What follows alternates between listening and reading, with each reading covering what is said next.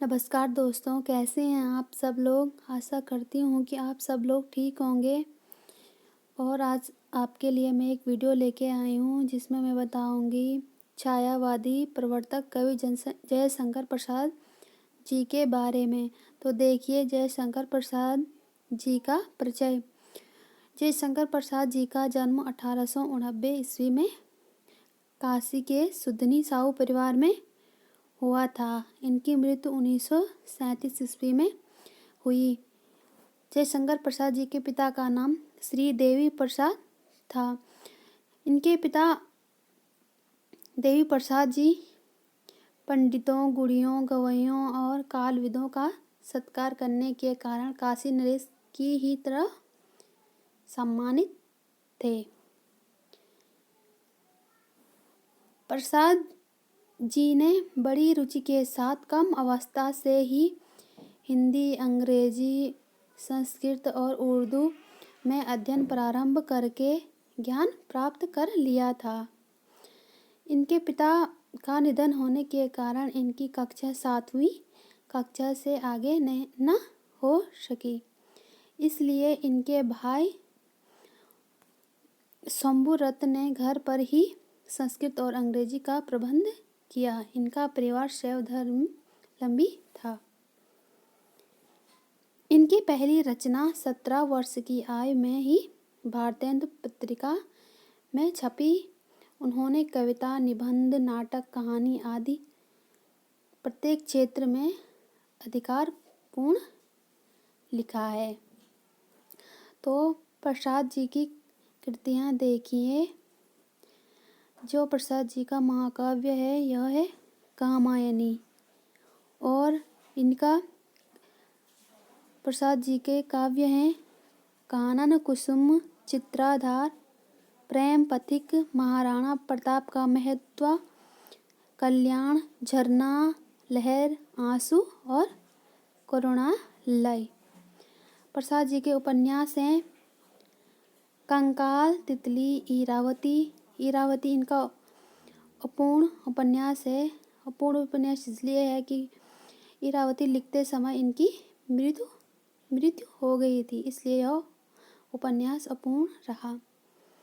प्रसाद जी के कहानी संग्रह हैं छाया, प्रतिध्वनि, आंधी, इंद्रजाल और आकाशदीप।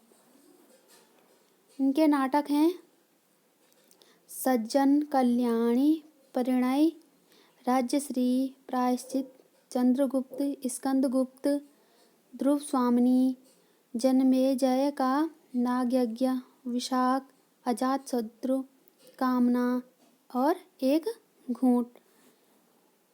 प्रसाद जी के निबंध संग्रह हैं काव्य कला तथा अन्य निबंध।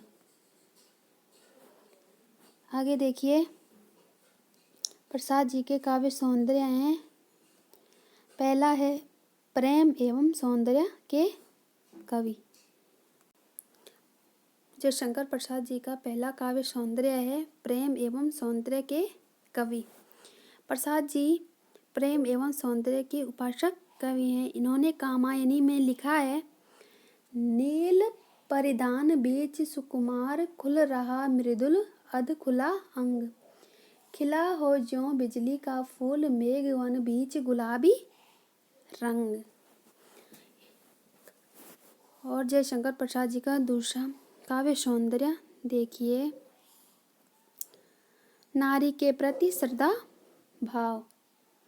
प्रसाद जी ने अपने काव्य में नारी को त्याग, बलिदान, ममता, दया और सेवा जैसे गुणों से पूर्ण दर्शाया है। प्रसाद जी कहते हैं कि नारी तुम केवल श्रद्धा हो, विश्वास रजत नग पग तल में, पीयूष स्रोत सी बहा करो जीवन के सुंदर समतल में। अगला देखिए जयशंकर प्रसाद जी का तीसरा काव्य सौंदर्य। इनका काव्य सौंदर्य है तीसरा प्रकृति पर चेतना आरोप। प्रसाद जी ने अपने काव्य में प्रकृति का सजीव चित्रण किया है।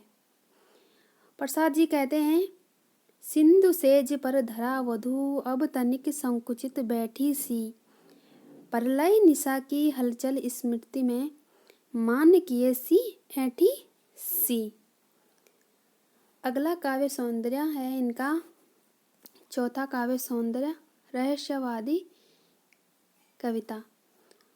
जयशंकर प्रसाद जी ने अपने काव्य में रहस्यवादी कविता का वर्णन किया है और वह कहते हैं, जयशंकर प्रसाद जी कहते हैं, क्यों जुगनों का दीप जला है, पथ में पुण्य और आलोक, किस समाधि पर बरसे आंसू, जिसका है यह शीतल शोक। अगला काव्य सौंदर्य है जयशंकर प्रसाद जी का पांचवा है मानवतावाद। प्रसाद जी ने काव्य में मानवतावाद का दृष्टिकोण भी देखने को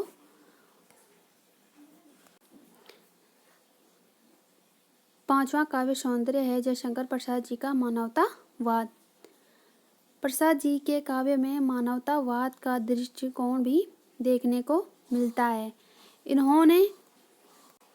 इन्होंने मुख्य रूप से मानव कल्याण की भावना और विश्व बंधुत्व की भावना को अपने काव्य में समाहित किया है।